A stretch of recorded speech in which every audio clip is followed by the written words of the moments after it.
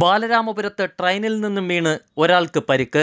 ബാലരാമപുരം വെല്ലിക്കുളം സ്വദേശി ബാബുവിനാണ് പരിക്കേറ്റത്.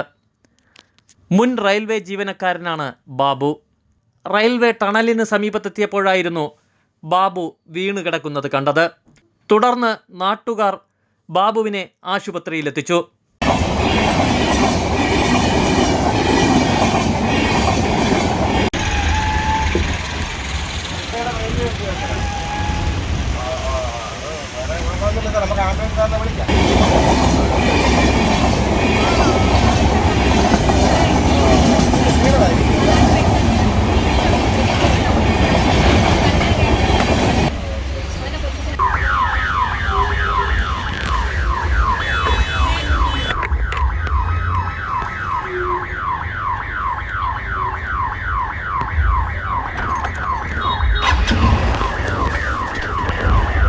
വീഴ്ചയിൽ ബാബുവിൻ്റെ തലയ്ക്ക് പരിക്കേറ്റിരുന്നു.